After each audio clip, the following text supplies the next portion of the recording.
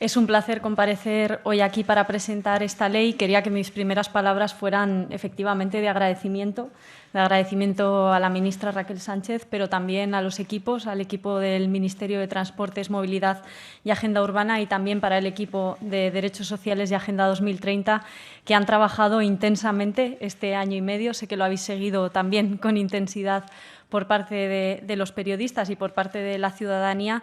Y creo que ese trabajo ha merecido la pena, porque hoy podemos felicitarnos por la aprobación de la primera ley de vivienda de la democracia. Creo que no es poca cosa. Esta ley da el primer paso en un camino que creo que nuestro país tiene que recorrer y es el de dejar atrás las burbujas inmobiliarias, la especulación y también los pelotazos urbanísticos. Sabemos que va a ser difícil porque los intereses interpuestos, económicos y políticos son muy fuertes, pero creo que es el único camino que podíamos recorrer. Seguramente no va a ser lo único que tenemos que hacer, pero desde luego esta ley era absolutamente imprescindible para empezar a dar los primeros pasos en la dirección correcta. Es hora, como decía, de dejar atrás las burbujas inmobiliarias, que son lo único que ha conocido mi generación.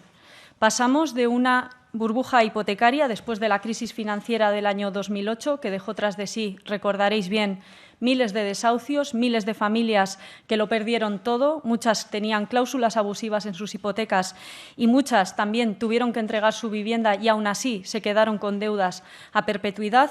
Y después estamos viviendo todavía hoy una burbuja del alquiler que ha supuesto, según algunas estimaciones, que entre el 2015 y el año 2020 los alquileres en nuestro país han subido hasta un 50%.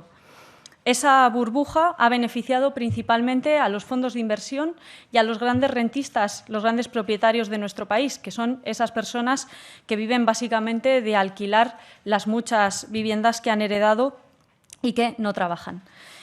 Precisamente porque en estos años, en las últimas décadas, en nuestro país, el sector de la vivienda, el sector inmobiliario, ha sido lo que muchos han calificado como la ley de la selva. No ha habido ningún tipo de regulación. Creo que el Gobierno de coalición tenía la responsabilidad de poner orden en esa ley de la selva. Para muchos ha sido, sin lugar a dudas, la gallina de los huevos de oro, pero también ha sido el fracaso y que muchas economías familiares han estado enormemente comprometidas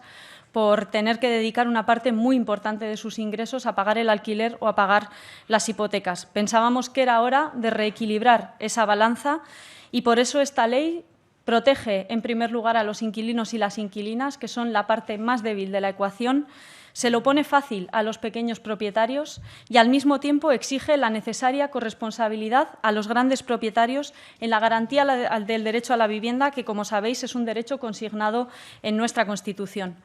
Por primera vez, esta ley va a permitir que las comunidades autónomas regulen los precios del alquiler en las zonas de mercado tensionado, que son zonas donde los precios del alquiler son inusualmente altos. En esas zonas, los grandes propietarios van a tener que bajar los precios del alquiler a los índices de referencia y los pequeños propietarios o bien van a ver congelados esos alquileres y, por supuesto, a través de los incentivos fiscales que aprobamos con esta ley y que algunos de ellos ya están en vigor, van a ver o les va a salir a cuenta, para que se entienda, bajar los precios del alquiler, que yo creo que también es importante que se conozca esta medida relativa a los pequeños propietarios dentro de las zonas de mercado tensionado que van a poder declarar las comunidades autónomas. Al mismo tiempo, vamos también a poner freno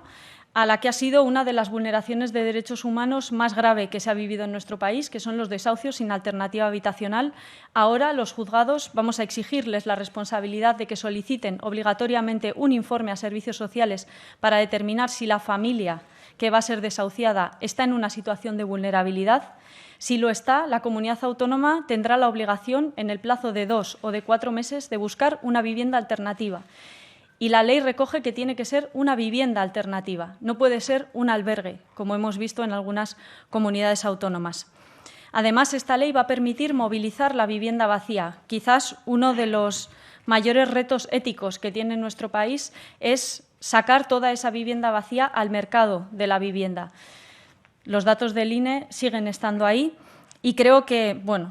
Es muy poco ético, y así lo considera este Gobierno, tener viviendas vacías cuando hay muchísimas personas, gente joven y no tan joven, y también personas que directamente no solo no pueden acceder a una vivienda, sino que están directamente viviendo en la calle. No podemos permitirnos tener viviendas vacías. Así que los ayuntamientos podrán utilizar esa herramienta que tienen en sus manos, que es el IBI, a través de un recargo que puede llegar hasta el 150%, para sacar esa vivienda al mercado del alquiler o a la venta. Y, sobre todo, creo que es verdad que las medidas que acabo de mencionar van, digamos, a los síntomas de un mercado inmobiliario que ha estado desregulado, que no ha tenido ningún tipo de control en las últimas décadas, pero sobre todo esta ley va al que es el principal problema estructural que tiene el mercado de la vivienda en España, que es que no tenemos un parque público de vivienda en alquiler. Eso nos aleja de Europa, somos una anomalía en Europa. Países como Francia, y no es Francia el país, digamos, referencia, pero, por ejemplo, Francia tiene 7 veces más vivienda social que España. Otros países, como los Países Bajos, tienen 12 veces más vivienda social que España. Pero simplemente referenciándonos en Francia, tienen 7 veces más viviendas sociales que las que tenemos nosotros. Por eso, la medida de reservar obligatoriamente el 30% de cualquier promoción a vivienda protegida y que de ese 30% el 15% tenga que ir destinado a alquiler social es una medida fundamental dentro de la ley, porque es lo que nos va a ir permitiendo construir un parque público de vivienda en alquiler,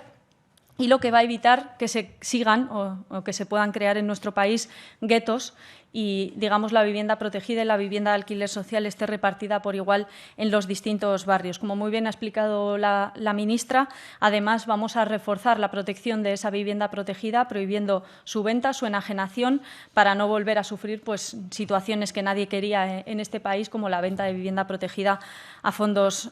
buitre. Esta ley, como decía, la hemos elaborado teniendo en la cabeza a los inquilinos y a las inquilinas, a los pequeños propietarios, a todas esas personas que en nuestro país tienen que ahorrar hasta 4.000 euros y tener un contrato fijo para poder acceder a un alquiler, porque las condiciones que se piden son draconianas, a las personas jóvenes que no pueden desarrollar su proyecto de vida porque no pueden emanciparse y no pueden irse de sus casas, mucho menos pensar en tener hijos o hijas. A las familias vulnerables también las hemos tenido muy presentes, pero sobre todo a todo el conjunto de la ciudadanía, que es mucha, que tiene que dedicar una parte muy importante de sus ingresos, de los ingresos de su familia, o bien a pagar un alquiler o bien a pagar una hipoteca. Como decía la ministra, este Gobierno es plenamente consciente de que este texto todavía no cuenta con la mayoría suficiente en el Congreso, y desde aquí a mí también me gustaría hoy tender mi mano a los grupos parlamentarios para trabajar conjuntamente, para escuchar, para seguir mejorando la ley, que siempre es posible, y sobre todo para que podamos alcanzar esa mayoría, alcanzar ese acuerdo lo antes posible, porque si algo tenemos claro la ministra de Transportes y yo, y creo que el conjunto del Gobierno, es que esta ley es muy urgente. Y cuanto antes podamos tenerla en vigor, antes podrán las comunidades autónomas declarar las zonas de mercado tensionado y antes podremos empezar a construir ese parque público de vivienda que es imprescindible. Y, por último, quería que mis últimas palabras fueran a los que quizás nadie les va a reconocer, pero yo sí quería hacerlo hoy desde aquí. Creo que esta ley nunca hubiera visto la luz si no fuera porque en nuestro país existe un movimiento social por la vivienda digna que representa lo mejor de nuestro país, que son todos aquellos vecinos y vecinas que han puesto el cuerpo por los demás, que han dado su tiempo generosamente y a cambio de nada más que defender el derecho de todos y de todas. Y yo quería agradecerles su empuje y su compromiso, porque estoy segura que también en esta nueva fase van a tener mucho que aportar. Muchas gracias.